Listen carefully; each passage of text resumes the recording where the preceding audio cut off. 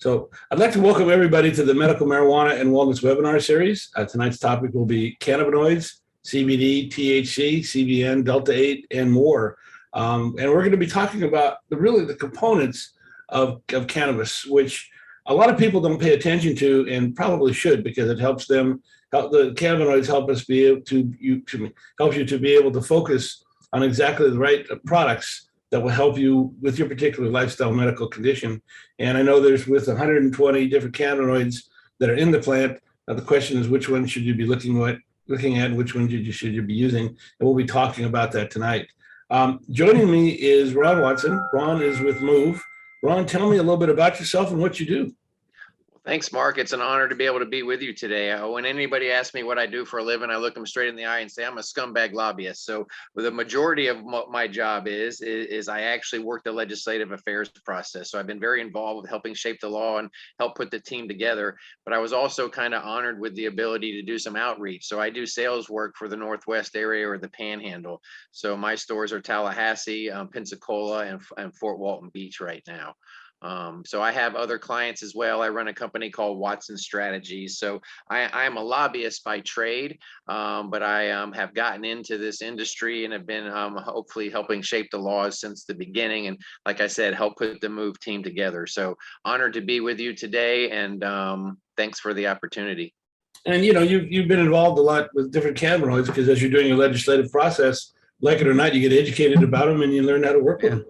Oh, yeah. I appreciate this, because this was really a good refresher for me. And frankly, I learned several things throughout this presentation. So I'm sure everyone on the line today will do as well. Cool. Well, let's dive right into it, because I think it's something that I know is important to a lot of people. Let me bring up the presentation, if you don't mind. And I call myself Mr. 1985, so I'm glad that you're, running the show here. So I think we're up and running. I think we're on the right place. Let me just do a little bit of housekeeping here for a moment. I'd like to point out that this is part of a medical marijuana and wellness webinar series. Next week will be the last one in our webinar series. It will be on terpenes, which is an important part of, again, cannabis experience. And really, I think terpenes are the magic that make cannabis happen. So hopefully you can join us for that. And the webinar series will end next week for the spring series.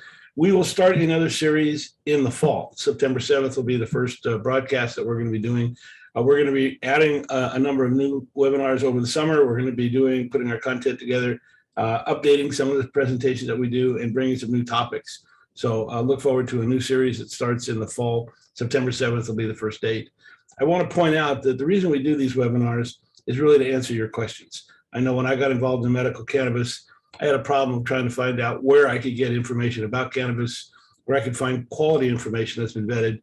And that's what we're trying to do today. We're trying to bring you information that has been put together by teams of doctors, by researchers, and being able to provide that not only to you, but also answer any questions you might have. So today's webinar will be broadcast, or is being broadcast right now on Facebook. And then also, it will also what'll happen is that as we finish this webinar tonight, what we'll do is we'll post it on Zoom. The Zoom video will be posted on YouTube, and you'll be able to get a copy of that. We'll actually send you an email that has a link to the recording, a copy of all the slides, all the sponsor discounts, and all the speaker information. So you'll get all this information. Actually, you can have it in front of you and be able to look at it, because there's a lot of information that's going to come in the next half hour, 45 minutes. I do want to point out that there is a Q&A button. It's located right down about over here. It looks just two little buttons here. Please feel free to ask questions in that particular area. There's no such thing as a dumb question. And I know that a lot of people are intimidated about cannabis. So feel free to get your questions out. That's what we're here for, and use that button. There is a chat button that's more like over here. And we're just being followed, but we really are going to pay a lot of attention to the questions that come up tonight and be able to follow that. Now, what are we going to cover? Tonight, we're going to talk about what are cannabinoids. We're going to talk about what are the main ones that are out there, because there's 120 different ones. So we could talk ad nauseum about this, but we're going to talk about the main ones that have been researched, and there's medical studies behind. The differences between what they call endocannabinoids and phytocannabinoids. You've probably heard that your body makes cannabis. It's also made in a plant. What's the difference and how do they work together? talk about the actual cannabinoids, what's made by your body, what benefits they have medically. Also, we're going to talk about something called the endocannabinoid system, which a lot of people don't know about, but it's really the system that helps you regulate your mood, your appetite, inflammation, pain, and it's really the part of your system that keeps your body in what they call balance or homeostasis. And you can't have a discussion about cannabinoids without dropping into the famous Delta-8 discussion. So we'll talk about that as well. And then also we'll actually talk about which cannabinoids help with the entourage effect and which ones also, what cannabinoids you should be considering for your particular medical condition. So these are some of the things we want to answer in this webinar. Naturally, any other questions that you have, please feel free to bring forward, and we'll be more than happy to take a look at. Now, before I start, question is, what is cannabinoids? And there are over 200 different cannabinoids that are known to be in the cannabis plant, which is very, very interesting because there's very few plants or very few things in nature that have the medical properties of cannabis. Now, you've probably heard the term, they call it endocannabinoids.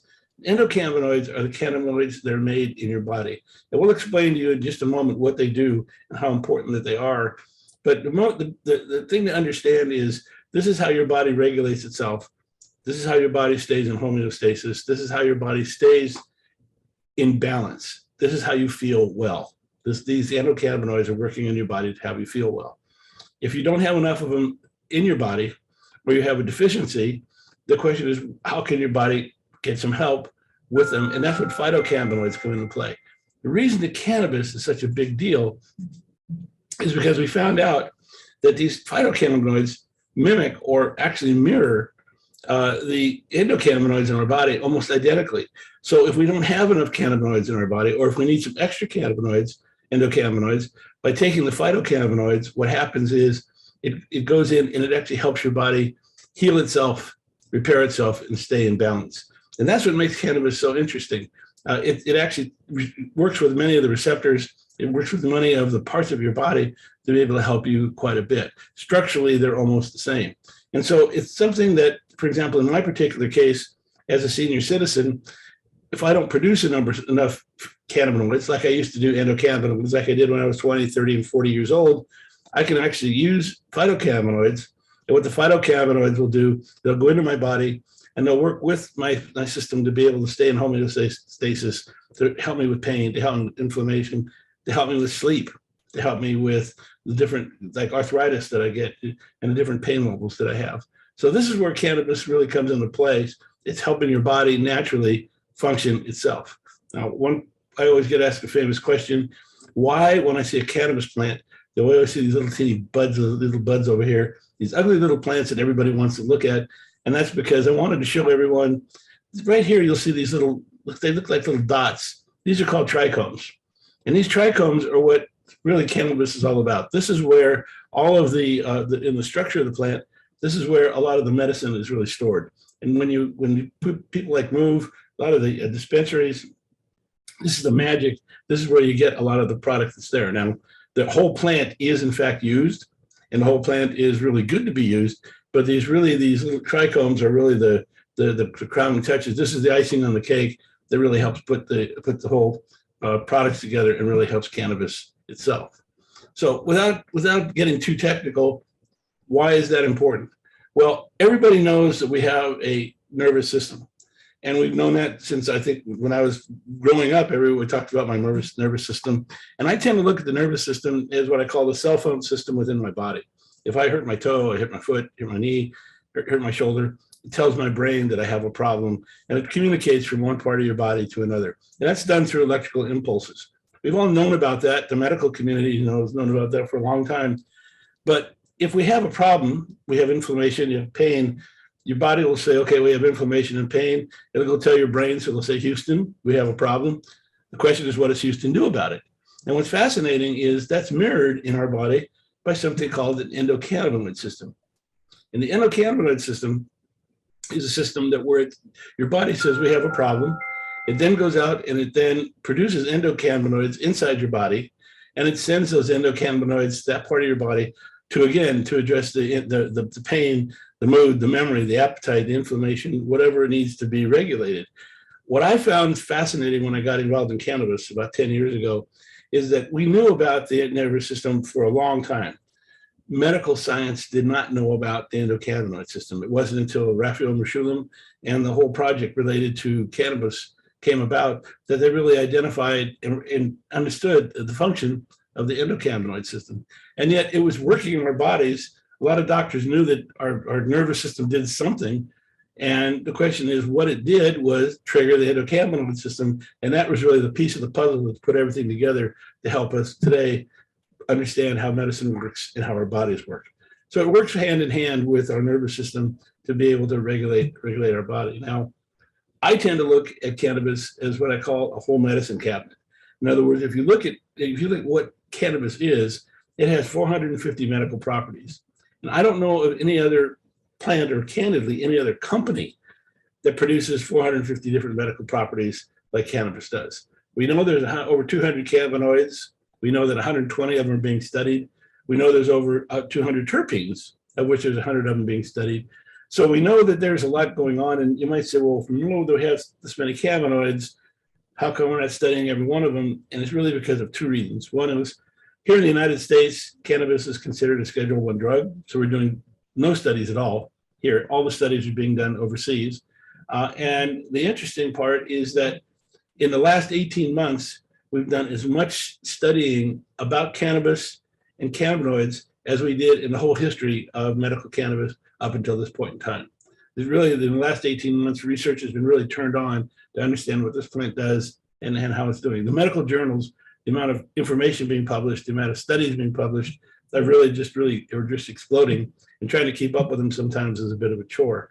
So it's really, this whole evolution is really coming, and people are paying more attention to it and seeing it. And like I mentioned, you might say, well, where are all the studies being done if they're done in the United States? Well, in 1964, the United States government decided they were going to start studying medical cannabis. And there's a whole story behind that, which is probably a seminar in itself.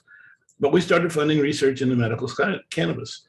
Because it was illegal here in the United States, we started funding a gentleman who's in Israel, Dr. Raphael Mechoulam. We started funding him to be able to identify and understand what medical cannabis was. So you've probably heard of Raphael Mechoulam as the the father of medical cannabis. Well, he is, and all that funding came from the United States.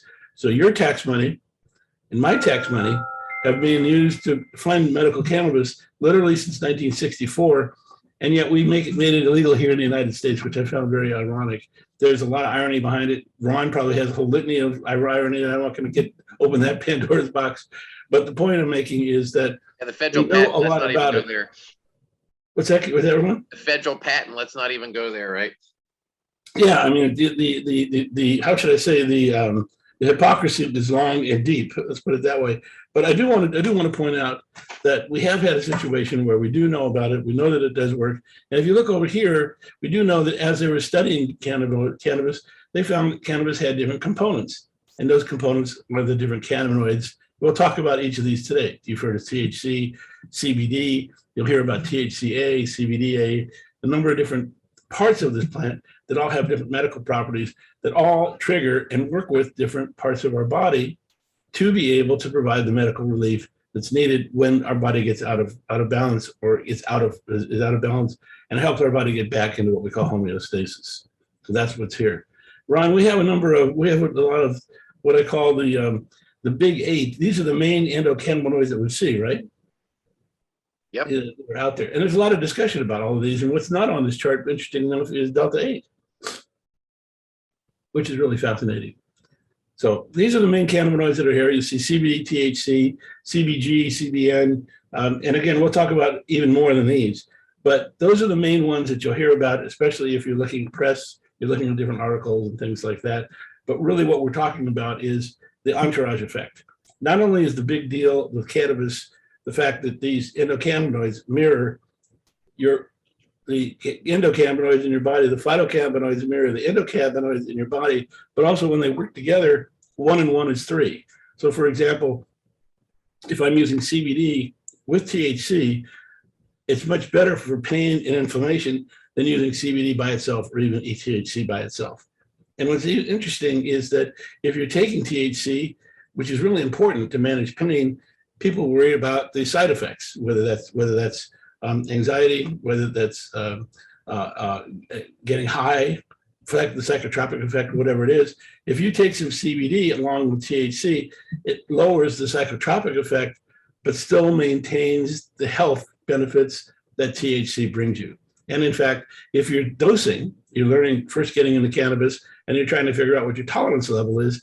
If you, in fact, start getting high or you start having anxiety, if you take an equal amount of CBD to what you just took, it'll bring you down, bring you back to where you were before.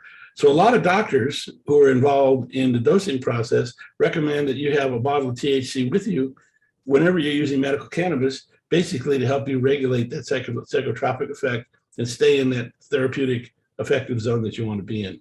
We also know that terpenes, which are in the product, help be able to enhance the medical benefits of the product. And when you use for things like THC and CBD, it enhances the other cannabinoids like CBN. And we'll talk a little bit about that today. But the interesting thing is 1 and 1 is 3. And that's what's made it so difficult for the Western world to understand, why Western medicine has so difficulty understanding, is because we know that it's actually helping in a lot of different areas.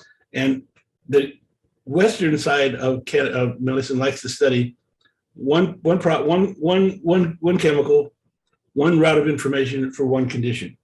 And what's interesting is when we actually have things like pain, by putting 2 of them together, like CBD and THC, it works better than it does by itself. And if you look at the number of combinations, do the math of 120 cannabinoids, there are thousands and thousands of studies we'd have to do just to try to prove what it's doing, when we in fact have 5,000 years of using medical cannabis in almost every society on the face of this earth, showing that it's an effective medicine. So there's a lot to be, right now there's a lot to be done to do more research, but we do know that 1 and 1 is 3. Ron, look at the number of different areas here. Here's the areas where cannabinoids work and are very important. You have some comments about people that you've known or conditions that you've seen that help with cannabis? Yeah, I always talk about, specific, like my wife has fibromyalgia and she swears by our gel. She puts it directly on the back of her neck and she actually has pain. I mean, you can feel the heat radiating out of the back of her neck and she swears by it. So she uses our gels and creams and put it directly on the area. So yeah, I've just known so many people. My mom had Parkinson's disease and unfortunately her physician forbid her from being able to utilize it. So I have some success stories, but then I also have some stories of frustration where doctors didn't know what they were talking about. So, when you were talking about the endocannabinoid system, we've known about it since the early 90s. They still don't teach that in medical school, which is something that I bring up to anybody that will listen to me. So, we've come a long way. We have a long way to go. And that's what I would say. It just helps so many different conditions. It's just amazing. Yeah, and that's because, again, it's our body managing itself. Each of the little blue highlights here are reference studies that are being done out there. We're not going to go through every one of them, but it's really interesting the breadth and the depth of which cannabis can help in so many different areas. Now, Willard, you asked a great question, and that is, are medical doctors against this? Yeah, the answer to your question is, in the majority of doctors aren't necessarily against this. I would say about a third of the doctors that I run into are actually for medical cannabis. And in fact, I get a lot of references from doctors who will tell patients, you should look at medical cannabis, call Marc. He can help you figure out which products to use and how to use them. So, because I'm a cannabis practitioner, as well as doing these webinars. But what's really interesting is most of the doctors, as one was mentioning, have never studied this. It was not taught to them in medical school. So this is a completely foreign area. And in defense of the doctors, if they don't know about it and they have a license to practice where their practice is there to heal people, they're not going to recommend things they don't know because they just don't know about it. So I wouldn't say the doctors are really against it. Right now, they're more curious about it, or they just don't know. And so if they don't know, they'll say, look, don't know, and we'll leave it alone, and that won't be part of the regime to help them. Although there are many, many doctors right now that are learning more about medical cannabis. I had a condition where 5 years ago, I had an auto accident, and it left me with 7 herniated discs in my neck and 2 in my back. And at that time, a lot of the pain management specialists that I talked to and worked with really had no idea what medical cannabis was and what it would do. But I do know one thing: the pills that they gave me for the pain made it almost impossible for me to work or to be able to even sit on the couch. And I did that for about a day or two and said, that's enough. Got involved in medical cannabis, started taking medical cannabis as a user about 5 years ago.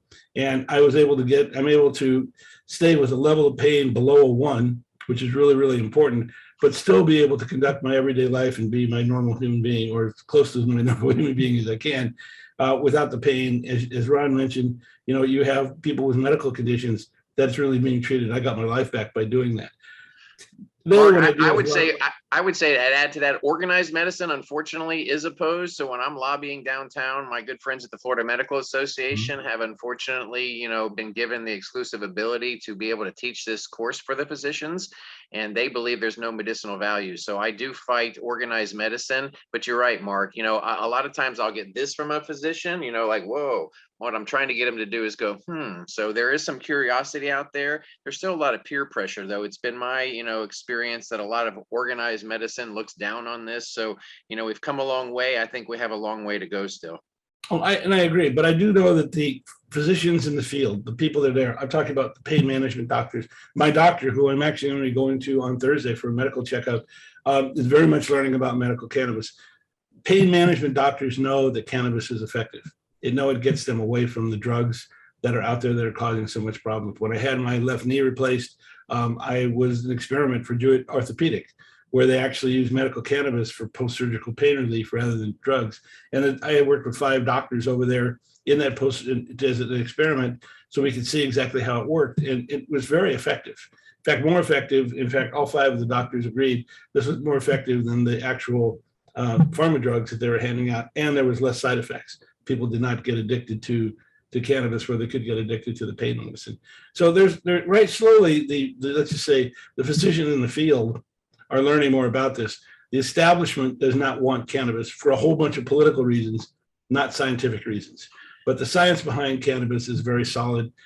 The issue is we got to educate more, and we've got to get more people to really pay attention to what's going on out here. So, well, I don't think they're against it. They just don't know about it. And if they don't know about it, they don't follow it. But you'll be surprised how many doctors do bring it up.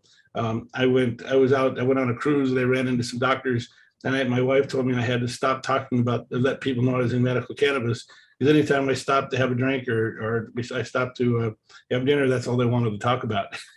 So it wasn't a holiday for me, it became a working session. So it's something to really pay attention to.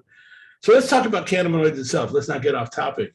What's interesting is, how does cannabis start? So when you have a plant and you plant that seed and that seed pops up out of the ground, the first cannabinoid that's produced is what's called CBGA.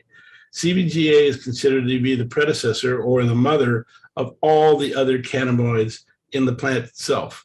And so here's a diagram that kind of gives you an idea of how this works, that as the product is, as the plant is maturing, as it's growing, that CBGA morphs itself as an acid into THCA, CBDA, and CBCA.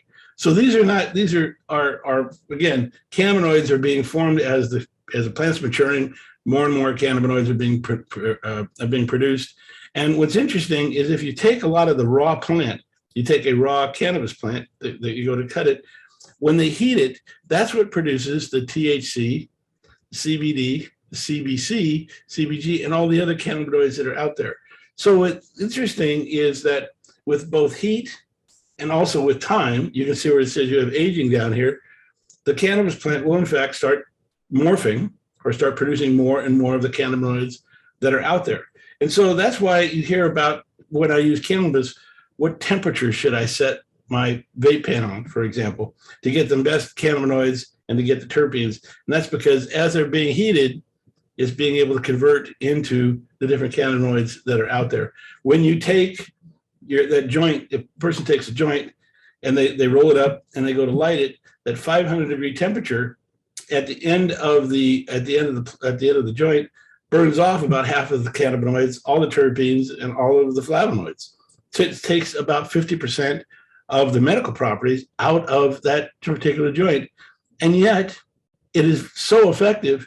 It helps so many thousands of people. It's still an effective medicine. That's how powerful, that's how important, that's how medically rich cannabis is as a particular product itself. Now, that's why people use tinctures. That's why we use different forms of routes of administration, different ways of using it. Also, we found out that as the plant ages, when you let it sit for a while, that's when you get the CBNs, which is really great for pain. Pain also helps when you reduce pain, it helps you sleep. You also hear about Delta-8, it gets produced. There's a lot of other cannabinoids that get produced over time. So it's an interesting process with cannabis where it's grown, it's then aged, it's then and then when it's actually processed, when the product's actually made, it's heated, and that's what produces the different cannabinoids and the terpenes that are out there, and that's how they'll get created. Ron, you have a grow facility, I think, in Apollo Beach that does a lot of this, right?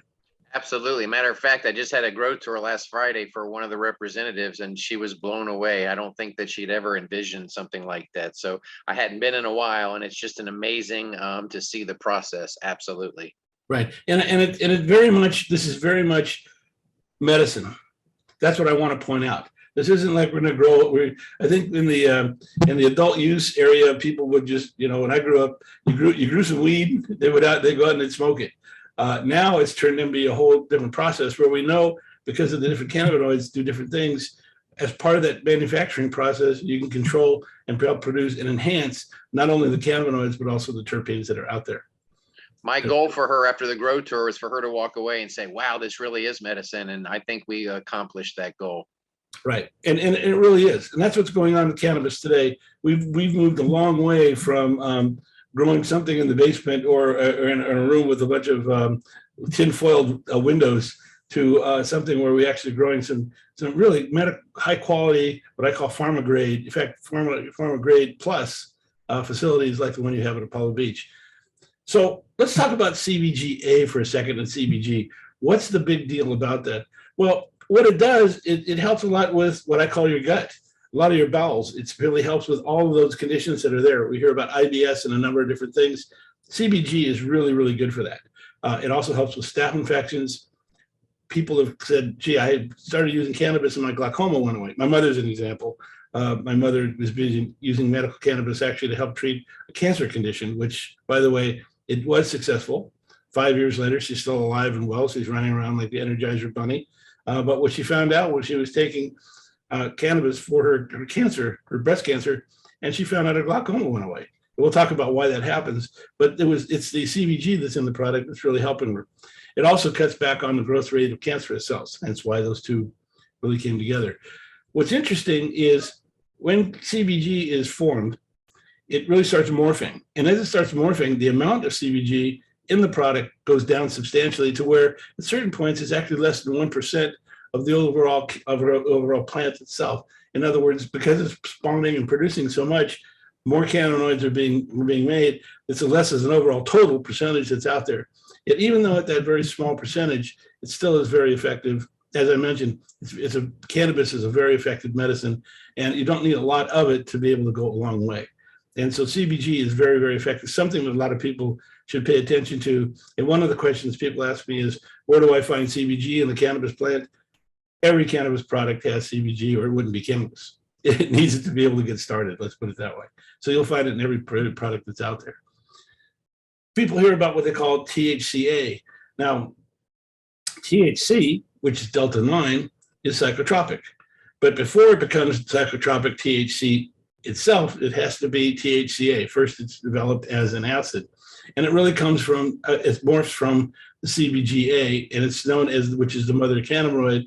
And it isn't THC. THCA is a different cannabinoid by itself. We do know it very effective to help with inflammation. It also helps with multiple sclerosis. It helps with Alzheimer's, Parkinson's. We know it does a lot to be able to help with anorexia. And research right now has been slow to be able to being done, but we know that it really is effective to be able to address cancer as well. Dr. Cristina Sanchez, who is a researcher in Spain, has been studying cannabis and cancer for 24 years. Let me say that again, for 24 years. Spain built her a lab, and she's done some very effective work. A lot of it has been almost like banned like books to be brought over here by the pharma companies, but she has numbers of medical studies in the National Institute of Health in our PubMed documents that show the effectiveness of cannabis on cancer, and a lot of this has to do with THCA. Now, let me go back a couple of slides. You'll see the THCA is over here. It hasn't been heated yet, so without being heated, you don't get the THC, but you do get the effects of CBDA. So the question is, at what threshold is this little dot right here? That little line happens at about 300 degrees. To give you an idea, 280 to 300 degrees is where it changes from THCA to THC. So a very effective medicine, which I use, by the way, is I take the raw plant, put it into a magic butter machine. I actually will put in some MCT oil, and I'll cook it for 8 hours at 160 degrees. What it does is it brings out the CBDA, brings out the THCA, which we'll talk about, the CBDA and the THCA, both of those, but it doesn't trigger the CBD and it doesn't trigger the THC. So I make my own tincture oil. So Ron, when you have your Move sales on flower, I'm one of the first guys standing in line to be able to pick some up so I can use it in my little tincture mix that I make. Why do I do that? Because THCA is very effective in handling and managing inflammation, and CBDA is very, very effective in being able to handle pain as well as inflammation. So I'm able to get inflammation and pain under control without getting high. And that's what's really, really important. And that's, for me, that's important because I need to work on a daily basis. I really have to worry about pain because of the 7 herniated discs in my neck. And this is something that works very, very effectively for me. And I just want to point that out. So I do use some THC on occasion, but I really pay attention to CBD and CHCA. Now let's talk about THC by itself. THC, which is demonized in many ways because supposedly it gets you high, which it does get you high, but CBD is extremely, extremely effective in pain management. If you have pain, this is where it blocks the pain signals to your brain without causing a problem of, like with opioids, where you could die from it. You will not die from medical cannabis. No one has ever died from the use of recreation, adult use, or medical cannabis in the history of the CDC, which has been over 60 years. There's no receptors in the lungs, correct? That's what I was told. The opioids, there are receptors in the lungs, and that's why if you overdose from that, you stop breathing. But if you overdose from cannabis, you just have a really good night's sleep. Right. Well, it's not only the lungs; it's also in the back of your neck and in your throat. That's what helps. It all works together. And so you're not going to die from using THC. Now, you may get anxious, you may get high. Like a lot of people, just like if you get drunk, you're kind of in an area where you're maybe not feeling real comfortable. But people have died from taking too much alcohol. You're not going to die from using too much cannabis. But what is it really good for? Again, glaucoma, pain. What's interesting about THC is it's great for anxiety. A lot of people get anxious, and in these days, the last couple of years, anxiety has been on the rise. Now, if you take too much THC, it actually has what they call a body effect where you can get too anxious. So that's where you got to find that therapeutic dosage level where you take enough of it that your anxiety goes away, but not too much that it brings it back on. And that's what dosing is all about, to find out what's good for everybody. Every person's body is a little different. We'll talk about that. What's really good for is PTS. A lot of post-traumatic syndrome PTS patients, a lot of veterans and people that have been in auto accidents, have had bad childhoods, have had some sort of a traumatic effect. They use the THC is very effective in being able to help them. And it also helps a lot with HIV and with AIDS that's out there. A lot of the benefits, whether it's obesity, diabetes, schizophrenia, epilepsy, all of these are because of THC. So I wouldn't be afraid to use THC. In fact, it's something I highly recommend to a lot of patients. The question is, like anything else, use it in moderation. It works very effectively. And that's what the question is, what is moderation? That's different for every person. And that's why the dosing question comes into play, which we'll talk about in another webinar that we'll do in the fall. And by the way, if you're looking at dosing, go to our website. And if you go to Marijuana Aware, look at the follow-up page. And if you look at the follow-up page, you'll find there's webinars that are on dosing that you can follow, and it'll give you information about dosing, what it is, how to do it, and how to help you find the right effective therapeutic level. Now, let's talk about how cannabinoids work when they're produced in your body. When THC and CBD get produced, it works with what they call the CB1 and CB2 receptors. And a lot of people have heard about the CB1 and CB2 receptors that have been out there to being addressing cannabis, THC, and CBD. A lot of research has come out recently, especially the last 2 years, has shown that CBD also addresses other receptors. It has a number of other receptors. I'm not going to go through each and every one of these, but the other receptors that's in your body, it helps that this is where we found out that it's not just helping the cannabinoids in your body, it's also helping these other receptors that are here, whether it's blood pressure, whether it's helping with bone growth, whether it's helping with inflammation. It's been helping regulate your body temperature. And why is body temperature important? Because that's where your sensitivity to pain comes into play. And that's what these TRPV1 and 2, TRPV1 and TRPVA1 receptors come into play. It also helps regulate your neurochemical pathways. It helps with autism, and epilepsy, and things like that. And then also down here, these particular receptors here really help to be able to help with the nerves, the nervous system. So this is where it helps with sleep. Not only inflammation, it helps with the anti-cancer properties. So cannabis has been very effective, not just for the CB1 and CB2 receptors, which is what Mershulin found, but medical doctors have found it's being effective for a lot of other receptors in your body. And there's a lot of research being done in this particular area about the benefits of CBD, especially when it's used a little bit with THC. THC with CBD triggers actually makes the CBD a little bit more effective, and actually helps it be a lot more effective. So again, as a natural medicine, as a remedy, it's really effective for us. And this is some of the areas that we know about today. These are all backed by medical studies that we've seen out there that people work with. I talked earlier about CBDA. CBDA is something that's really, really effective for inflammation. Now, in my case, I have inflammation in my neck and in my neck. By using products that have CBDA, that inflammation goes down to the point, and when the inflammation goes down, so does the pain. And that's what's really, really important. It's something that we know the CBDA triggers a lot of these receptors, and that's where, again, it helps you not only reduce the pain, but also it helps you sleep. This is where people can help with, when they talk about why does CBD help with your mood, it's because what it's doing is it's putting your body into a state where it's beginning to relax. If you've been in a lot of pain for a long time, your body's anxious, your receptors are firing, they're very, very anxious. And as they start relaxing down, as they start firing less, as they start calming down, as they start getting back in your natural state, your whole body just kind of goes, I'm feeling better. And that's where a lot of the relaxing, the mood they call it about relaxing, your mood gets much better. It's because you're not as anxious, your body's not as anxious. Your body goes into a relaxed state. That's where CBDA is very, very effective. In fact, CBDA is 100 times more effective than CBD in helping with a lot of the conditions that are being addressed. Hence why I make my little formula that I mentioned earlier, because it helps quite a bit with my inflammation. As inflammation goes down in my body, I found it gets rid of a lot of the pain that's out there. Then we get into famous CBD, which people have talked about.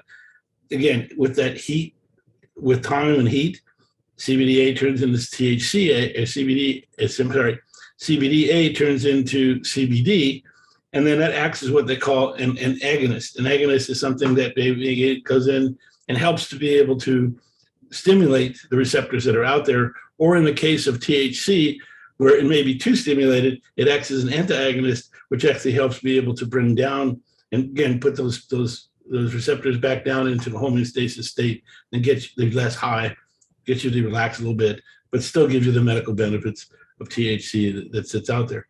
CBD is great for seizures, anxiety. It helps with tumors, nerve pain, because as the nerves, again, if they're inflamed, they hurt. As the inflammation goes down, they get into a point where they don't hurt anymore. So a lot of times when people say, I take CBD and it helps with pain, what they're really doing is by reducing the inflammation, you're reducing the pain, and that's what's out there. So it's very good for things like MS, for things like diabetes. I mean, I've been asked all the time, will it help my diabetic condition? And the answer is yes, it will. Again, high concentrations of CBD help a lot with that. ALS is something that's out there. They found it's very, very effective for it. And they're also finding out that it helps a lot with Alzheimer's, Parkinson's, MS, and schizophrenia. When it gets into those latter conditions, it takes 2 to 3 weeks and sometimes as much as 2 months to be able to be effective, because your body is in a state where it needs a lot of repair. And by being able to provide those cannabinoids and repairing that system a little bit at a time, it's like repairing a large building. By repairing it every day, the workers go to work and they repair a little bit of it. After a period of 2 weeks, 3 weeks, a month, you begin to see the benefits of it. And that's why you see Parkinson's patients lose the tremors and be able to really start having a functional life. And that's what's coming from, again, a lot of that CBD. It's getting the receptors to basically calm down, stop firing, getting into a more normal state, and bringing it back as close as you can to normal from that particular condition that's been affected, that's out there. Ron, you've seen a lot of cases of CBD probably, and it helps quite a bit that's out there. I think legislators are more in favor of CBD than they are of THC, right? Well, yeah, and you go back to the whole Schedule 1 thing. This is not on Schedule 1 anymore, right? Because as long as it is derived from the hemp product, it's now federally legal. So it's an interesting dilemma about part of the plant being able to be purchased now. So yeah, it's fascinating.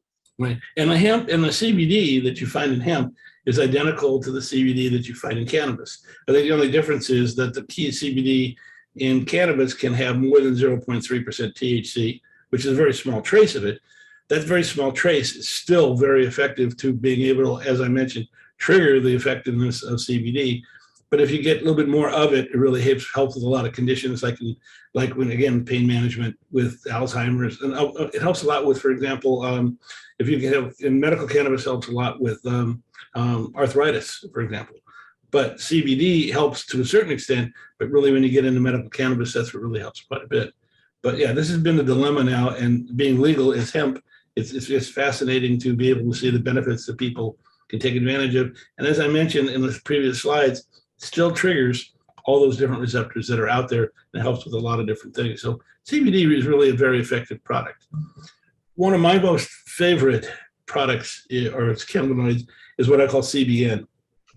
CBN is really interesting because it's formed, and it really forms out of THC when THC ages. As THC ages, CBN is produced. And what happens is it has some mild psychotropic effects, kind of maybe gets you a little bit high, but not much. But really the benefits that it helps with a lot is what they call sleep and rest quality. CBN has been known as the cannabinoid to take if you're having trouble sleeping. What I have found with them in studying it is it's been very effective in a lot of different areas. The anti-inflammation, to help with the bone growth, to help with the ALS, to help with MRSA. I don't know if anybody remembers the old MRSA scares, but MRSA is something that is just not good for you. It helps with an appetite stimulant. What's interesting is CBN helps your body restore itself.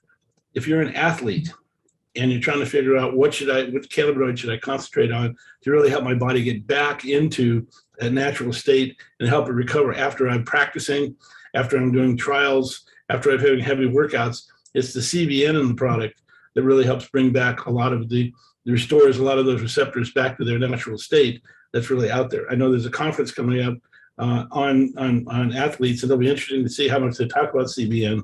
But CBN has been proven to be very, very effective, again, for athletes. And more importantly, by being able to put your body back into a state where it's relaxing, your pain goes down, overall, your whole mood gets into a position. It also helps you sleep. So it's something that's been a great relaxing, a big restorative. It helps you restore a lot of your body functions and puts everything back into a normal state. Ron, I think you're speaking at that conference, right? I am, yes, sir. Looking forward to it. Good. So we'll look forward to your presentation. I'll find out what you see about CBN. See what's there. CBN, what's interesting is there's another product that's not very well known, but one is very, very effective. It's called CBC. Now, all these cannabinoids are found in the cannabis product. Sometimes you'll see products being advertised. You'll see them in hemp shops, or you'll be able to see them in dispensaries where they'll actually have the products itself. Like CBN, you'll be able to purchase a product high in that particular area because they're able to capture that and be able to put it back into the product. But CBC is really, really important because this is where it gets into not only helping with inflammation, but it's antidepressant. It's a pain blocker, excuse me. I'm having trouble speaking tonight, but it's a pain blocker. So it really helps with that. It also helps with migraines. So when a lot of folks have migraine problems, it's because of a lack of endocannabinoids. If you can put that CBC cannabinoid back into your body, what's going to happen is it'll then turn around and it'll help your body put itself back into balance and will help prevent, if not mitigate, a lot of the migraines that are out there. And also the CBC has been found to have a lot of anti-cancer effect. Again, these are all studies that have been done and that are out there. So CBC, although not known as well known as some of the other cannabinoids, still plays a very important role. And again, I'm trying to show you here the receptors that are being triggered by CBC, so you can see how it works with your body and how it really helps you be able to get, again, back in that state of homeostasis. THCV. So what is that known for? It really helps a lot with Parkinson's disease. It helps with it's an antioxidant. It reduces seizures. This is the part of the product that really helps with epilepsy, for example. It helps you be able to get, again, it helps you be able to reduce the brain fog that you might have from taking other products, or just in a certain condition that's out there. It works as an anorexic. It works for anti-inflammation, anti-epileptic. It helps with bone growth. This particular cannabinoid is very, very effective. And a lot of doctors are really paying attention to this because of the different disorders that it's really treating, to being able to help. And probably the most famous that cannabis got known for and hemp got known for, which is epilepsy. This is the component. This is the one cannabinoid that's most effective in being able to help with that particular condition. And then there's CBDV, which is another cannabinoid that's out there. This one, it ties to some receptors that manage your body temperature. And you might say, well, why would I worry about that? Because it really helps with a lot of neurological problems. It helps with obsessive compulsive behavior. It helps with a lot of neurological defects. It helps bring your memory back, something that's really there. It is also an anti-epileptic. It works a lot to help with autism, seizure disorders, a lot of the mood disorders, nausea, convulsions. This is where CBDV comes into play, and it really helps with a lot of different conditions that are out there. So that body temperature triggers a lot of different areas that are there. And again, they've been studying this and finding out that it really helps, again, with a lot of the neurological issues that you have in your body, that's really there. Now, let's talk about our famous friend called Delta-8. Ron, you mentioned that Delta-8 is a real problem. Is that right? I mean, from a political standpoint, Delta-8 is a real problem, right? It has some issues that I think need to be addressed. Yes, sir. But Delta-8 is really a cousin to Delta-9. You'll notice these little bars over here, which probably don't mean much to you. It just is how the actual molecule is formed. Delta-8 is a byproduct, or is part of the cannabis plant. It is not doesn't get you as high. It doesn't have as high as, it has about 50% of the psychoactive effect, but it does bring all the benefits of THC to you. So it helps a lot with your pain management, for example. Now, in Delta-8 products, because it's made from hemp and it has a low level of THC in it itself, it is being able to be sold over the counter.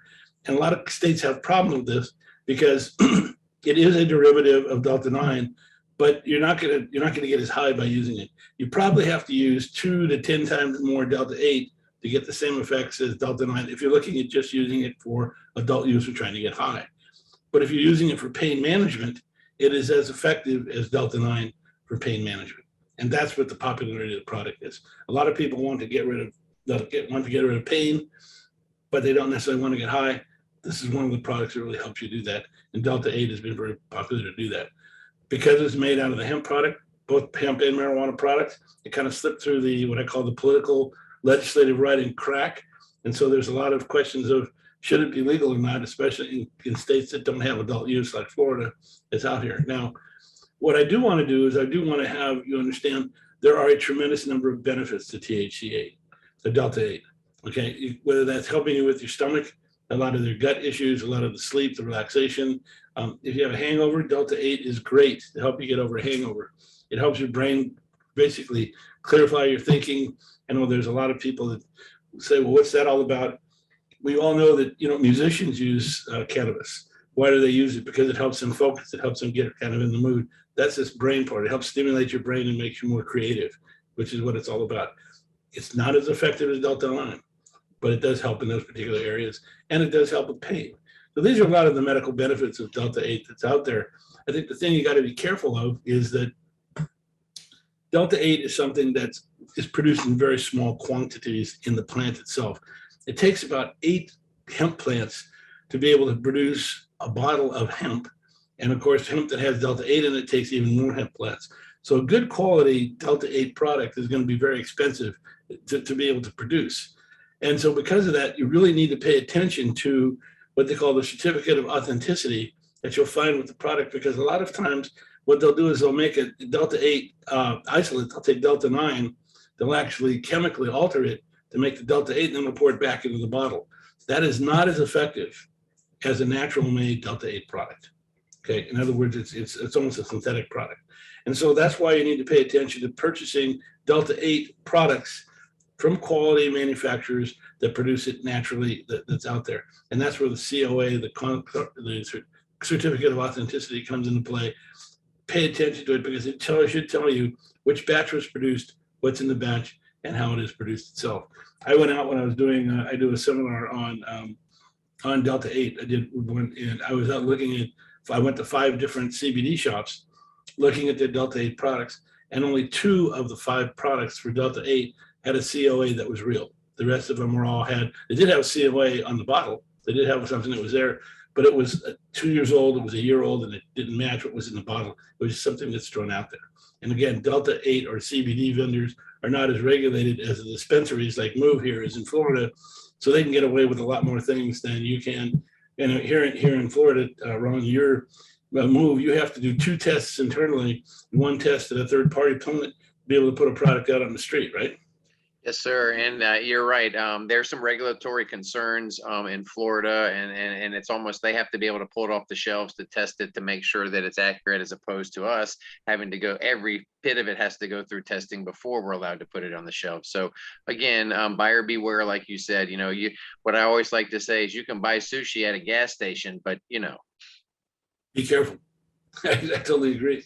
Now, we have a store which we'll talk about, which sells hemp-based products. A lot of people ask, where can I get CBD by itself? I know MUV doesn't sell it. You sell medical grade, medical cannabis, which has higher concentrations of THC in it. So what's interesting is I actually put together with some doctors and some pharmacists, we have a site called My Botanical Wellness, which sells CBD, doctor recommended CBD products, which has, again, that Delta-8 product with the right COAs that are out there, because they're so hard to find. We just decided to make it easier for people to be able to get that. But you'll find that this is something to really pay attention to.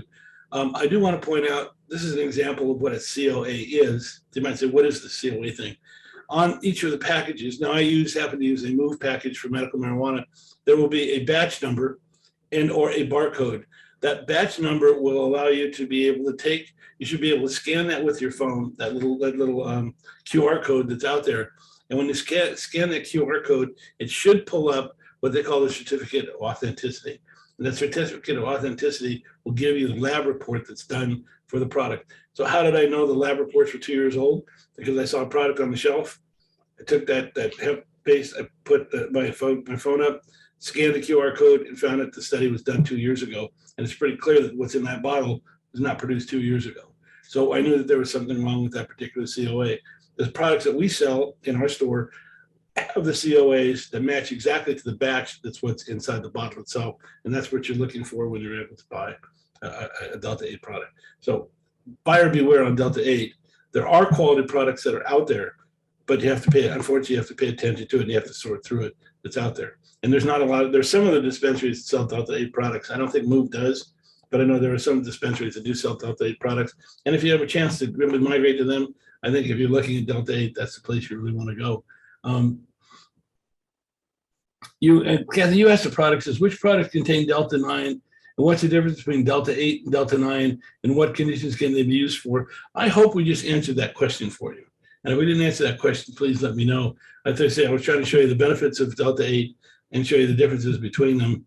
And I'm also, not only just from the standpoint of the chemical structure, but also how you can buy them and what's interesting that's out there. Let's go back to this particular chart here, because this goes back to some of the main cannabinoids that are there. As I mentioned, we could talk about cannabinoids all day long and the different ones that are out there. I took the main ones and kind of covered that with you, so you get kind of an idea of what's out there. And if you're interested in more information on cannabinoids, send me an email at marijuanaaware.com. Lee, if you could put that in the chat, that would be great. I'd be more than happy to talk about cannabinoids and the different ones that are out there. There are just so many. This seminar could go on for 2 hours just talking about cannabinoids. I want to take the main ones, have people understand what to look for and what are the main ones that will help you with your particular medical condition. Now, again, let's go back to how this all works. Why is this important? Well, our bodies are producing endocannabinoids. We have plants that produce phytocannabinoids, and together they actually help work with the endocannabinoid system that controls your pain, mood, sleep, and that type of thing. Now, you'll hear about synthetic cannabinoids. You'll hear about Marinol. You hear about ones that are made. This is almost pure THC, so it has no CBD in it. Without the CBD, with the THC, it is not as effective. And in many cases, things like Marinol, really, these products should only be used under the care of a doctor, a very close doctor's medical care. And I don't recommend using synthetic cannabinoids at all. That's why I'm not in favor of a lot of these Delta-8 products that are using isolates. I just don't believe you can make a plant, you can make an apple, you can't make an apple in a lab, can't make a pear in a lab. And I don't believe you can make a cannabis plant effectively in a lab. You can isolate the components of it, but you're not going to make it as effective as what's out there. So I tend to take a look at really the endocannabinoids from the standpoint of phytocannabinoids and the endocannabinoids.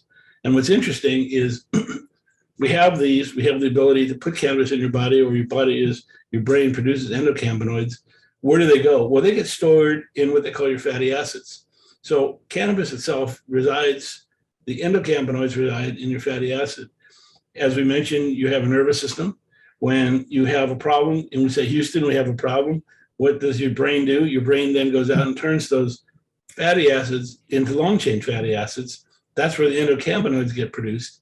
That endocannabinoids are then produced and sent through your bloodstream to that part of your body that helps you be able to regulate itself and be able to handle it, whether it's knee pain, shoulder pain, back pain, IBS, whatever. This is how your body is basically managing itself. So it's an interesting process. It's a natural process that's out there. And you can see why phytocannabinoids working with endocannabinoids are something to really help your body stay in balance. This is something that's really not well known, right? Right, Ron? Yeah, it's fascinating. Like I said, what a great presentation. I learned again this time. Yeah, it's something that not a lot of people know about, but there's a lot of people that have the perception that these go into the CB1 and CB2 receptors. They do not. Cannabis goes into your fatty acids, and then your body says, Houston says, okay, we got a problem. Let's go solve it here. Let's go solve it there.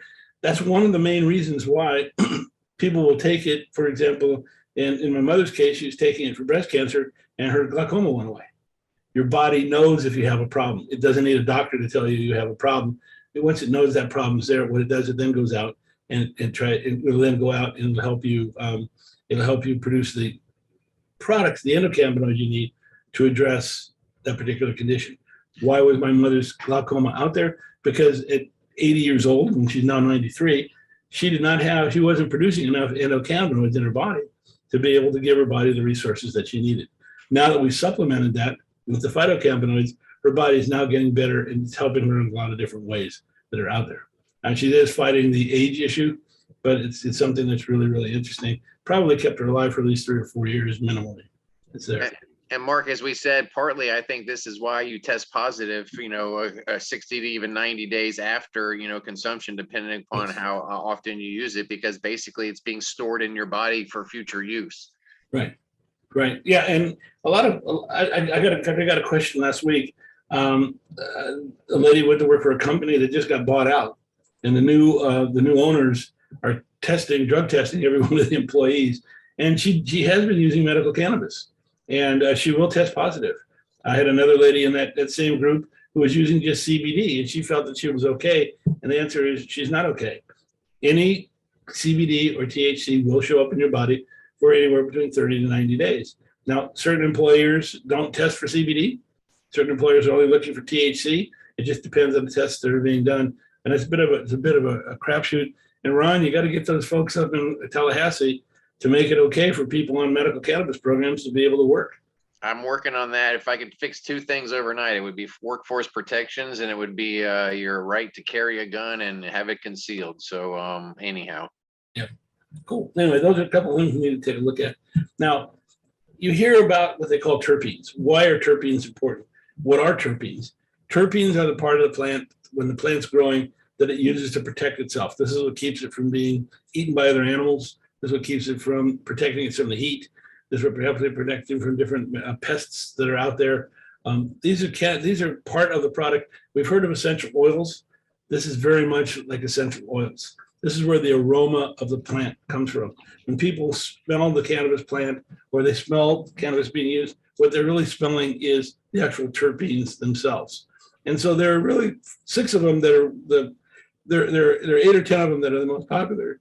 These are the most popular terpenes to really look for. And when you're looking at a medical condition, you should really home in on the terpenes that you need and then match that to the strain rather than doing that the other way around. Because if you're looking for something that's very calming, you're looking for something that helps with inflammation, that helps with a sedative effect, myrcene is the best thing for you.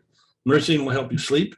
It'll help in a lot of ways, help with a lot of things in your body. And that ties very closely to what they call linalool. You've probably heard of lavender. Well, linalool is very similar to that. It has a sedative effect, an anti-anxiety effect. It helps you be able to just relax, helps to take a lot of the pressure off. People use lavender essential oils to be able to relax. Linalool is very effective. I had one person that I'm working with who asked me, like, if you have terpenes in cannabis, why don't I just use essential oils? Well, you can. A lot of people do. I think the difference is essential oils will last for anywhere between 2 to 4 hours, 4 hours at the outset, where if you're using it in cannabis, you'll be able to get maybe 4, 6, and sometimes as much as 10 hours of effective use rather than the 2 hours that you get from a lot of the essential oils that are really there. The other part is there's other products out there called, like, for example, like pinene. What is pinene? Pinene, like the pine trees. You can smell it. It's very earthy. It's very woody. Very, very effective as a bronchial inhaler. I know that you have, Ron, I think one of the things MUV is really proud about is you do have a bronchial inhaler. And people say, well, wait a minute, we're not going to put vape and inhalers into my lung cannabis. Well, we've used inhalers for asthma for a long time. Okay, what are you doing? You're helping your lungs be able to get the relief it needs to be able to get back again in that homeostasis state. And this is with a lot of the bronchial inhaler from MUV.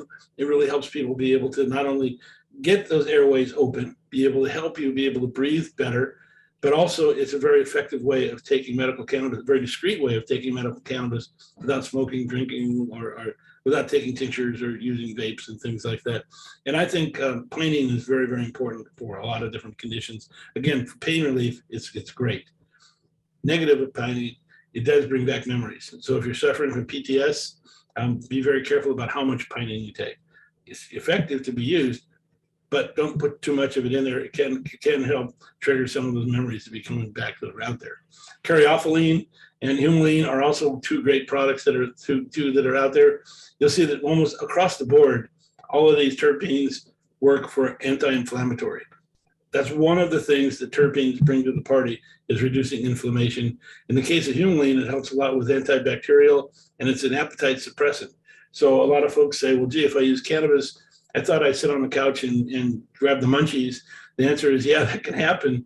But if some products have humulene in it, it actually suppresses the appetite and helps you with weight control that are out there if you pay attention to that. And again, caryophyllene, why do people take a look at that terpene as one when you're looking at a product to buy? Because it helps a lot with pain. Caryophyllene is very effective for pain relief. So if you're looking at, like in my case, pain relief for me is the number one thing I have to worry about. And I pay a lot of attention to make sure every product that I use has high concentrations of caryophyllene, linalool, and myrcene, because that helps me with my particular condition that's out there.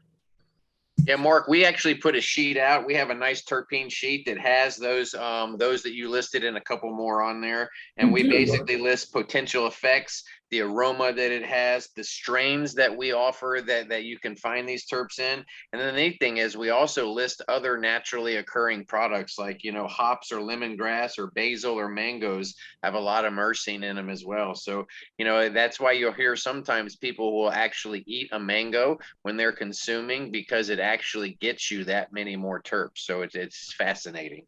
Yeah, it really is fascinating. That's the things that are there. It works very much with nature itself. Ron, I did not put that chart in this slide deck, and that's my mistake. We No will in fact include it in the handouts that we send, because I think that's something that's really, really important to be able to take a look at. Let's talk a little bit about routes of administration. Ron, you want to walk us through a few of these? This more falls right into your category of inhalation, oral. I break them down into 4 major categories. It has to do with how the body actually absorbs it. But tell me a little bit about each of those. Well, yeah, we're very proud of trying to offer many different routes of administration besides smoking. So like you said, obviously, you know, through inhalation, you can smoke the flower as well. But we have all other kind of routes. We have different, you know, 5, 10 threads through the pure strain. We also have plus. We also actually still, I think, are the only company that sells the flower in a vape cup designed to actually be vaporized. So we have lots of different inhalation methods. And like you said, the one that you mentioned earlier, I think we're proudest of, we have a meter dose inhaler. To my knowledge, we're the only company that has this. We spent a lot of money on research and development, and that does go under the inhalation category. It's 2.4 milligrams every actuation. The great thing about it is it has no exhale. There's no odor. I was making a pitch down in Orlando, and I had a doc laugh at me when I was talking to him about the MDI. He said he would call that the Disney route of administration, because that was right after the poor lady got arrested for CBD possession on Disney property. So for what it's worth, we have lots of different inhalation methods. There are different onset times and durations. And again, we think the meter dose inhaler is probably the quickest onset time. And so, you know, for children with seizures and so forth, we suggest that that might be the best way to get the medicine into a person. Sure. And when you look at the route of administration of inhalation, this is where the famous joint comes into play, where people actually take and roll the joint. And as I mentioned, you're burning off about 50% of the medical properties by lighting a joint, and yet it's very, very effective. That goes a lot, says a lot to the medical effectiveness of cannabis itself. But there are also like vape pens and concentrates that people use that you can regulate the temperature. And by doing that, you keep the terpenes, you keep the cannabinoids that are in there. And actually, it triggers more of the cannabinoids than using a joint by itself. Now, I was told by one of my friends, my friend Jeff Dumont, who's with the Grateful Veterans, there's a therapeutic effect of rolling a joint, and I will hand that to him. There's no question it makes him feel better about doing that. It may not help him, you know, it may not help him with the cannabis medicine, but it does help him mentally get into his effect. So, I mean, people that have been around cannabis for a long time love that particular route of administration. I personally am more of a concentrates person when it comes into the inhalation, because I like to be able to leverage the terpenes that are out there. By the way, I do want to clarify one thing. I talked a little bit earlier about essential oils, and I talked a little bit earlier about terpenes. Do not put essential oils into your cannabis, okay? They are not made to be consumed. They're made to be burnt in an essential oil burner. Don't mix those two together. I didn't want to give you the impression. People will use, when I say using essential oils, people will have an infuser. They'll have it in the background. They'll maybe use an inhaler or use an oral product and be on the couch. But they really are not made to be blended and mixed together. They're really made to be used in 2 separate forms that are out there. Don't have any medical problems from that. But inhalation is one of the main reasons people use cannabis. One of the ways, I should say, people use cannabis. But also, most people get introduced to cannabis with what they call the sublingual effect, which is this effect that's down here. Sublingual is really interesting in that what you're doing is you're putting it underneath your tongue.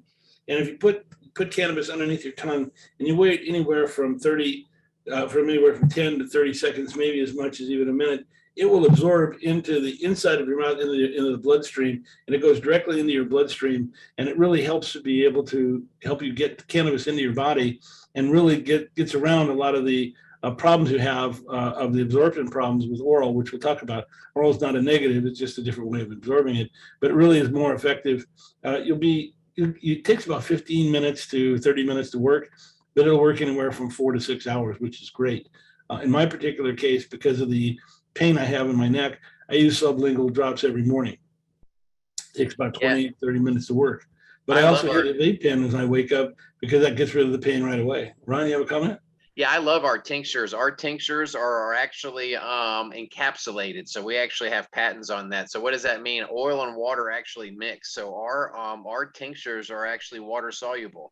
And so our brilliant scientists have taken the cannabinoid molecule and stuck it into a water molecule. Why? To try to be able to trick the skin and the fat to allow it to absorb directly into the bloodstream. So we have a quicker onset time in our tincture as well. And a lot of times what I'll tell everybody is we don't have drinks per se, but our tincture, since it's water soluble, can be mixed into anything. So I start my morning off with my cup of coffee and I use my CBD. And so I put it directly into my drink. So again, oil and water don't mix. Well, guess what? Our tinctures do because of the encapsulation technology. Right. We also talk have about that encapsulation technology a little bit, but I think that's a good point. Dropping it into your coffee is very, very effective. And a lot of people start their mornings that way. I like to see these things on Facebook where people talk about these coffees that start out in the morning, the CBD coffees especially. You can basically make your own. The easiest way to just take your favorite coffee that you like you say, drop in some sublingual oil, and you're there. That's really interesting. Now, be careful with your dosing, because you don't want to drop half the bottle in there. That's for sure. But a drop or two is really something that'll help quite a bit and give you, again, that 4 to 6 hours of relief. Well, I also like to say with our tincture, it can be both a micro dose or, like you said, a macro dose. So you could start with one drop or you could start with one vial. And so it just all depends. I love it because if you get our CBD and you get our THC, we do have a 1-to-1 product. But since it's water soluble, you can basically make your own ratios with our tincture. That's what I tell a lot of people, that, you could start with 4 drops of CBD in the morning and 1 drop of THC. And then maybe at night, to help you sleep, you reverse that around until you find that sweet spot, like you said. So very, very pleased with our sublingual tinctures and so forth. We also have an oral spray. Then, like you said, talking about the oral category, though, we do have a new category under the registry called edibles, but we'll talk about oral as being all of that. I dropped the edibles into the oral category, and primarily because it gets absorbed through your stomach. Well, that's the funny thing. For the registry, though, there's 2 different categories. You do have the oral and you have edibles, but you're right. They're processed the same way through the body. So my joke has always been, what's the difference? You chew one and you swallow the other. That's what I've never quite understood. But the capsules and the edibles, and so we have all kind of different products too as well. Takes obviously longer for onset to be absorbed through that system, but the duration is a little bit longer too. So again, with our encapsulation technology, it actually helps to get into the system quicker. So all kind of oral, like you said, we came from the pharmaceutical industry, and what we're trying to do is make a repeatable dose that patients are used to and physicians are used to. So we're trying to create all of this, the capsules, the gels, the pens, and everything else that you're used to seeing in the regular medical world is what we're trying to work on. So there are all kind of different routes of administration. Sure. Now, what thing about edibles and the whole oral route capsules is be very careful. Yep. Because we have a famous saying that about the time you think it's not working is the time it starts working. People will take a little bit of a square of chocolate. I'm a chocoholic. So before I go to bed every night, I'll take a little square of chocolate. The reason I do that is because 2 hours before bed, I'll take it. And by the time I'm ready to go to bed, it helps me fall asleep. But more importantly, it helps me sleep 8 hours, which if I use a tincture drop or I use a vape pen or something like that, I wake up at 2 or 3 in the morning. When I'm using the edibles, my chocolates, it helps me sleep through the night. And that's one of the main reasons I use it. Now, be careful, because if you, in the case I use my famous mother, who has the good Portuguese Italian mother that has it has no, she wants everything yesterday. She took one, and of course, 10 minutes later, when it didn't work, she took another one, and 10 minutes later, and it didn't, took another one. And of course, in an hour, they all started working, hour and a half started working, and she was high, the best way of putting it. So be careful with edibles. Give them time to work. Be cool. Let them work. Let them go out and do that. But on the other side of the coin, they're very effective. And like I mentioned, if you want to sleep at night, a little chocolate square makes a big difference. The other thing to take a look at is topicals. Ron, you do a great job with topicals. I think MUV topicals are premier in the industry. The lotions, the creams, transdermal patches. I'm a huge fan of your transdermal patches. These go on and start working almost immediately, but in certain cases, they're microdosing, meaning they're just letting a little bit of medicine into your body. They'll last anywhere from 2 hours to 72 hours. I know your patches, I know you talk about using 72 hours. I've kept them on sometimes 1 day longer. I've kept them on 4 days, not 3 days, and they're still being effective. We like to say at least 72 hours. We're saying that you're going to get a good 72 hours out of it, but like you said, a lot of times it's more. And a lot of times, like you say, we'll call it stacking. So at night too, sometimes people will wear a patch to try to keep a steady dose going through their system because it's a slow release. Every hour it releases another micro dose of about 2.4 milligrams. So it really is that. And I honestly, I think our topicals are better than some of the others, or because of those patents that we have for that encapsulation technology.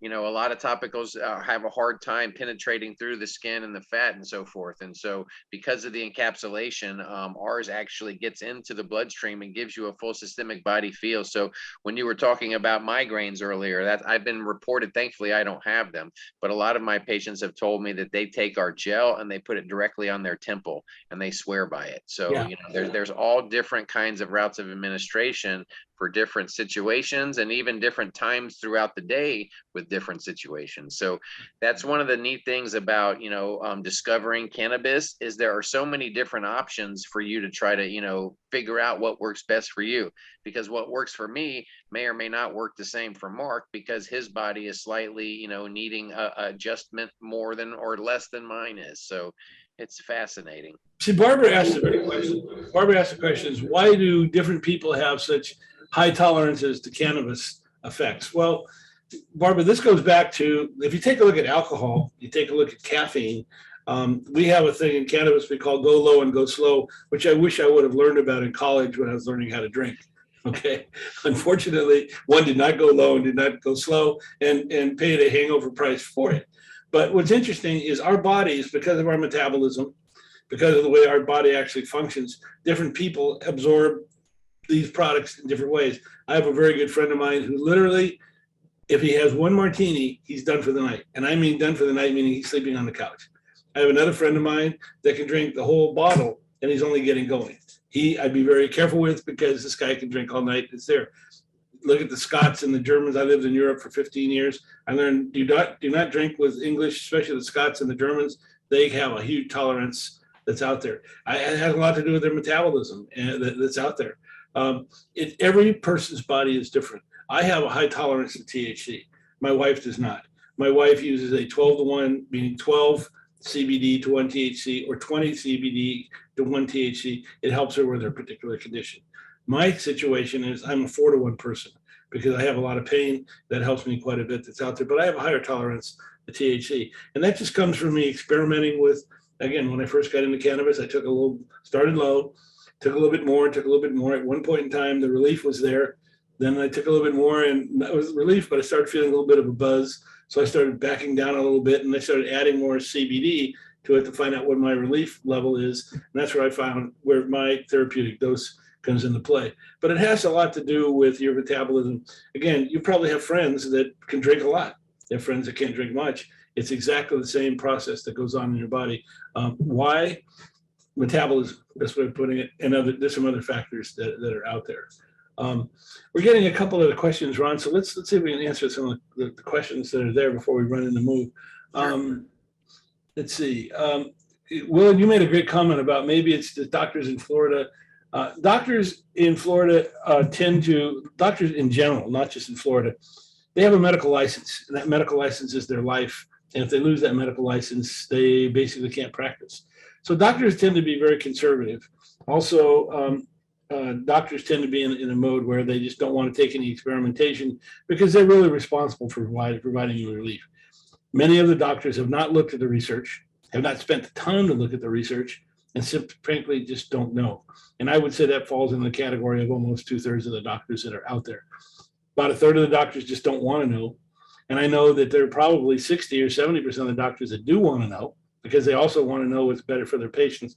They're having trouble finding where to find the right information. Again, because it's a Schedule I drug, it's hard to find good information. More and more is coming out, and dispensaries like MUV are providing information on this. Seminars like this help be able to get more information that's out there.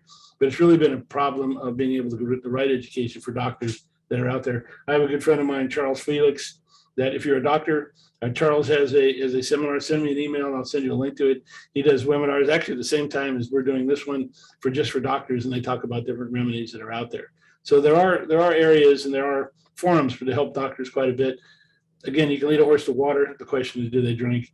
And again, doctors, I'm not saying that they all think they know it all, but they're highly educated, and they spend a lot of time getting educated. So the problem is they got to educate themselves a little bit more. I know I come from the high-tech industry. I have a degree in computer science from a very prestigious university, Cal Poly in San Luis Obispo.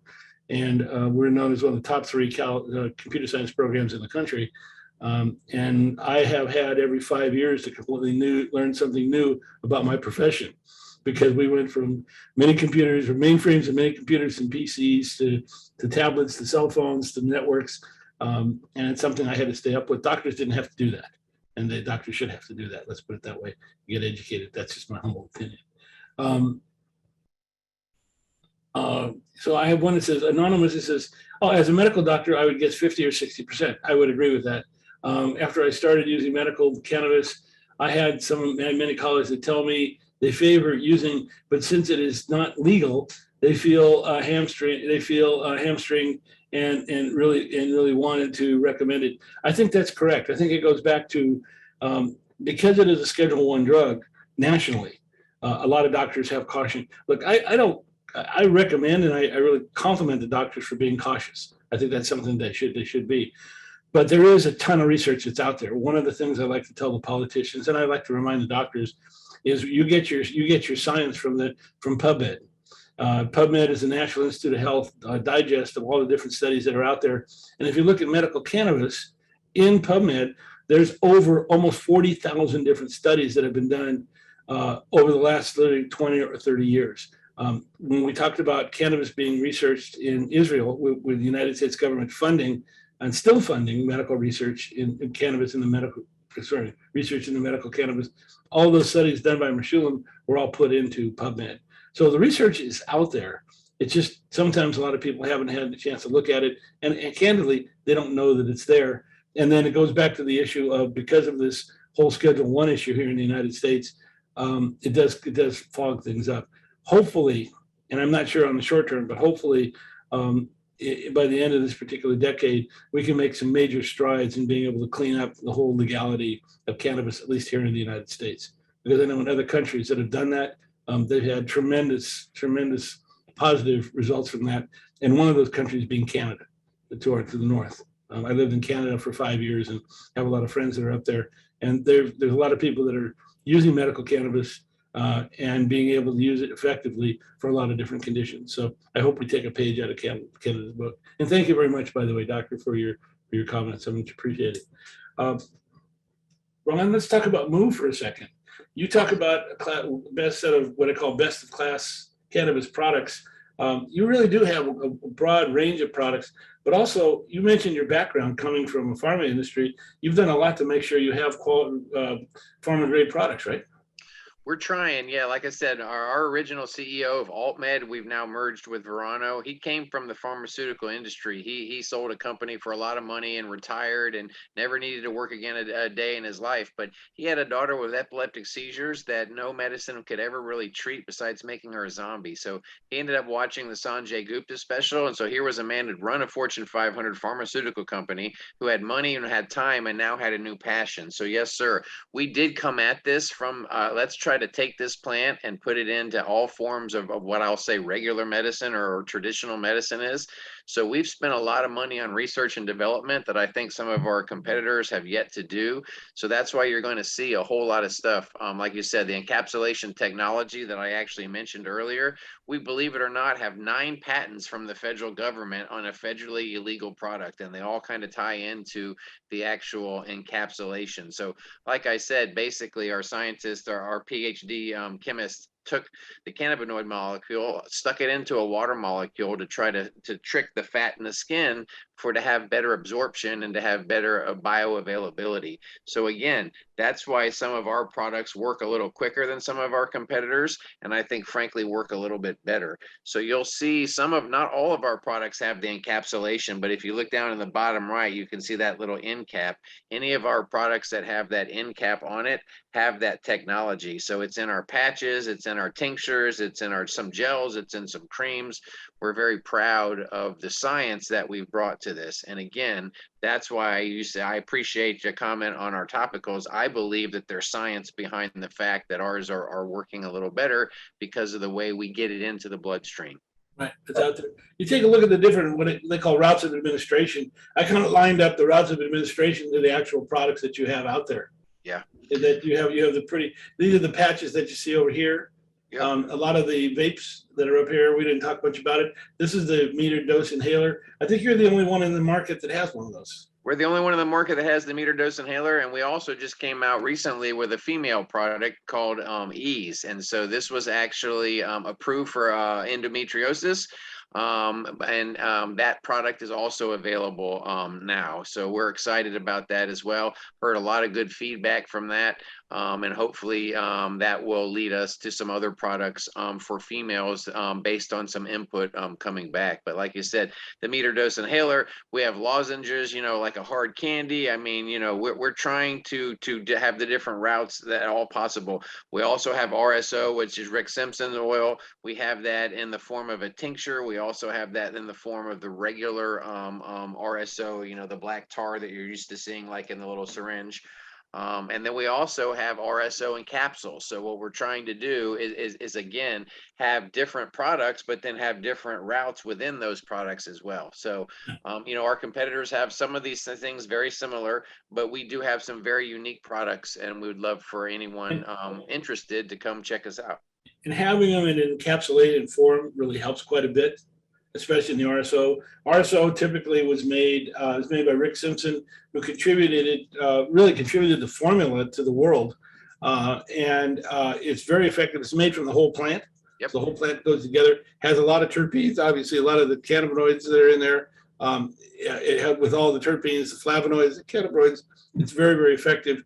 I know that sometimes when I do heavy workouts, and that type of thing, I will use some RSO oil to basically help refresh my whole body. It's high in the CBN, for example, helps in that type of thing. It is hard to dose, so be very careful. RSO, if it says take one rice-sized grain, take half of one at first. Remember, low, go slow, because I will be honest with you, I didn't listen because I didn't think it applied to me. And the first time I took RSO, boy, I took too much of it. So learn the lesson of go low and start slow, and so especially when it comes to concentrates and especially when it comes to edibles. So all different kind of routes of administration. Our goal was to make Granny just as comfortable as the college kid coming into the dispensary. So again, we want to make this this medicine available to you in so many different routes that would, you almost have too many choices. Well, I tend to look at RSO as being the 151 Bacardi of the cannabis crowd. It's great, but be careful. Like I always like to say, and not to compare it to wine, but when it comes to sativa and indica and hybrid, I always say, and with wine, it's kind of like you have red, you have blush, and you have white, and then you have thousands of different, variations. It's like that with cannabis too. There's just so many different strains. Every one of those strains has a different profile, and depending upon what year it's grown, if the weather is different or the air or the conditions that it's grown in, you're going to have a slightly different mix. Just like a 72 bottle of Bordeaux is a little different than the 84 bottle. It's the same grape, but it was grown in different conditions and different times. And so that's what's just so fascinating about this plant. There's just so many opportunities for us. Right. Now, Ron, you're in 47 locations. Yes, we are. Probably, I think this weekend you go to 48, right? I believe so. I heard this morning that I believe it has been approved. So like you said, we hopefully will be opening up number 48. We got our license 2.5 years after the first 7. So, we others had a head start on us. But I think out of the group of licensees that got our license second, I think MUV has more stores than anybody else. And so again, we're trying to balance making sure we, have as many stores as we can, but we want to make sure that we have products in those stores for everybody who needs them. Sure. Now, Cheryl asked a really good question. She said, how do I find a physician to prescribe medical cannabis in Georgia? And obviously MUV and Verano is not in Georgia. But I think the problem, Cheryl, you're going to run into is Georgia has a medical cannabis approved program, but they haven't put out any regulations yet. They haven't said, here's how the doctors get their license. here's what the dispensaries are doing. A lot of states will have a program that gets approved, but the state drags its feet about the regulations, and it's a way of basically continuing the prohibition that's out there. And one of the things I try to do legislatively for the last couple of years is do what we call reciprocity. So if you had a card in Georgia, you'd be able to come down to Florida and make a purchase here. But unfortunately, the legislature is not looking at that. So yes, every state is its own situation, and many of them don't, acknowledge one card from one state to another. So yeah, unfortunately, if you have a license in Georgia, it doesn't help you here in Florida. Yeah. And vice versa. Right. We're very interested. I know I'm very interested in doing seminars and things and webinars in Georgia. We've been waiting for this for a long time. Hopefully, again, the legislators will stop dragging their feet and go in that particular area. Kathy asked a great question, which I will back up. When are you coming to Claremont? I live in Claremont. So if I could put in a plug for a location, Claremont would be great. You do have competitors here, but to be here would save me a drive from going to downtown Orlando. Let's put it that way. We do deliver up to about 25 miles. So, and if you spend $120, it's a free delivery. So even if we're not exactly right next to you, we do deliver up to around 25 mile radius of the stores. Right. And I would say that I do get deliveries from Orlando here in Claremont. I don't know the exact distance that's out there. Again, anonymous attendee, and I do want to read this because I think it's good. And again, the doctor, I want to thank the doctor for making these comments. I really do appreciate that. It says, I commend MUV for the inhaler. As a respiratory physician, inhalers have certain benefits, including ease of use, short time of efficacy, portability, and for medical marijuana makes medical marijuana inconspicuous. To be the first patient to extend the human time involved, the monies, and the massive red tape to deal with the government, and all the time and money must be spent with no guarantee that this device, in fact, produced will be approved. Bravo. And that's really true. You guys went out and spent the time, money, no guarantees, put together a metered inhaler, and finally got it approved. You do, kudos to you. Doctor, I'm glad you recognize that, because MUV and some of the other dispensaries, but especially MUV, has done some very, very unique things. The 72-hour patch, I think, is great. I love your patch. It really helps quite a bit. And I think there are patches on the market, but there's not a 72-hour patch that's out there. So I appreciate his comments. We're very proud of the R&D that we've done, and we're continuing to do more. So thank you, Doc. Right. Now, how do we reach you? There's a couple of different ways of doing it, right? Absolutely, yeah. The neat thing is during the pandemic, one of the things that we pride ourselves on is how much we train our med tenders, or cannabis advisors, I think we're calling them now, before they're allowed to go on the floor. So a lot of kids get excited. Oh, I'm going to work at a weed store, and they have no idea that they have to take 3 to 4 weeks of actual science before we turn them loose on the floor. So we pride ourselves in trying to, if you need an hour, and we all have consultation rooms. We also take phone calls, but during the pandemic, we actually you also do it from telemedicine standpoint. Yeah, you can also call in and get a consultation session.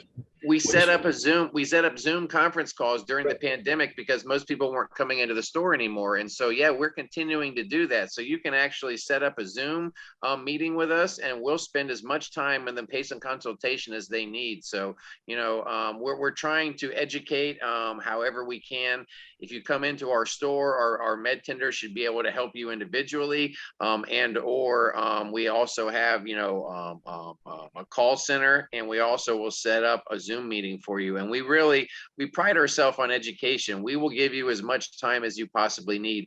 One of the other neat things we did for our doctors is we created, for lack of a better term, like a prescription pad. I call it a recommendation pad. So doc, if you want Granny to only start with a tincture and a patch, if you write that on our form, you bring that form into our store, and we honor it as it would be a prescription from a doctor. We're not going to try to upsell you. We're not going to sell Granny a concentrate. We're not going to do anything that goes against the actual physician's wishes, and we pride ourselves on that as well.